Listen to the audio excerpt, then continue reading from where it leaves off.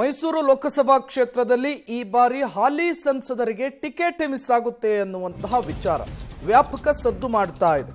ಇದೇ ವಿಚಾರಕ್ಕೆ ಬಿಜೆಪಿಯ ನಾಯಕರುಗಳು ರಿಯಾಕ್ಟ್ ಮಾಡ್ತಾ ಇದ್ದಾರೆ. ಸಂಸದ ಪ್ರತಾಪ್ ಸಿಂಹ ವಿರುದ್ಧ ಹಲವರು ಬ್ಯಾಟಿಂಗ್ ಮಾಡಿದ್ದಾರೆ. ಪ್ರತಾಪ್ ಸಿಂಹ ಅವರಿಗೆ ಟಿಕೆಟ್ ಸಿಕ್ಕೇ ಸಿಗುತ್ತೆ ಅಂತ ಹೇಳಿ ಮತ್ತೆ ಕೆಲವರು ಹೇಳ್ತಾ ಇದ್ದಾರೆ. ಶಾಸಕ ಜಿಟಿಡಿ ಅಂದ್ರೆ ಜಿಟಿ ದೇವೇಗೌಡರು ಜೊತೆಗೆ ಶಾಸಕ ಶ್ರೀವತ್ಸ ಅವರು ಹೇಳಿಕೆಯನ್ನು ಕೊಟ್ಟಿದ್ದಾರೆ. ಊಹಾಪೋಹಗಳಿಗೆ ನಾನು ಉತ್ತರವನ್ನ ಕೊಡಲ್ಲ. ಹುಬ್ಬಳ್ಳಿಯಲ್ಲಿ ಕೇಂದ್ರ ಸಚಿವ ಪ್ರಹ್ಲಾದ್ ಜೋಶಿ ಅವರು ಸಂಸದ ಪ್ರತಾಪ್ ಸಿಂಹ ಅವರಿಗೆ ಟಿಕೆಟ್ ಮಿಸ್ ಆಗುವಂತಹ ವಿಚಾರಕ್ಕೆ ಮಾತನಾಡಿದ್ದಾರೆ. ಊಹಾಪೋಹಗಳಿಗೆ ಉತ್ತರ ಕೊಡ್ಲಿಕ್ಕೆ ಸಾಧ್ಯ ಇಲ್ಲ. ವೀರೇಂದ್ರ ಕುಮಾರ್ ಅವರು ಉದಾಹರಣೆಗೆ ನಾ ಹೇಳೋದು, ವೀರೇಂದ್ರ ಕುಮಾರ್ ಅವರು 8ನೇ ಸರ್ತೆ ಟಿಕೆಟ್ ಸಿಕ್ಕಿಲ್ವಾ, ಇದಕ್ಕೆ ಅರ್ಥ ಇಲ್ಲ. ಅನಗತ್ಯವಾಗಿ ಊಹಾಪೋಹಗಳು ಪ್ರತಾಪ್ ಸಿಂಹ 2 ಬಾರಿ ಲೋಕಸಭಾ ಸದಸ್ಯರಾಗಿದ್ದಾರೆ. 2 ಬಾರಿನೂ ಅವ್ರನ್ನ ಬೆಂಬಲಿಸಿದ್ದೀನಿ.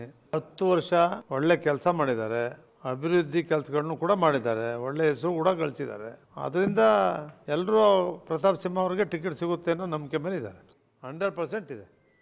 ನಮಗನ್ಸುತ್ತೆ ಪ್ರತಾಪ್ ಸಿಂಹ ಅವರ ಟಿಕೆಟ್ ಬಗ್ಗೆ ನನಗೆ ಯಾವ ಸಂಶಯವೂ ಕಾಡ್ತಾ ಇಲ್ಲ.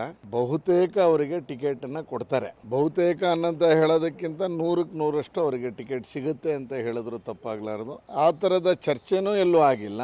ಸನ್ಮಾನ್ಯ ಈಶ್ವರಪ್ಪನವರು ಮತ್ತು ನಮ್ಮ MLA ಗುರುರಾಜ್ ಅವರು ಬಂದು ಅಭಿಪ್ರಾಯ ಸಂಗ್ರಹ ಮಾಡುವಂಥ ಸಂದರ್ಭದಲ್ಲೂ ಆ ಥರದ ವಾತಾವರಣ ಎಲ್ಲೂ ಕಾಣಲಿಲ್ಲ. ನನ್ನಿಂದ ಹರಿದಾಡ್ತಿದೆ.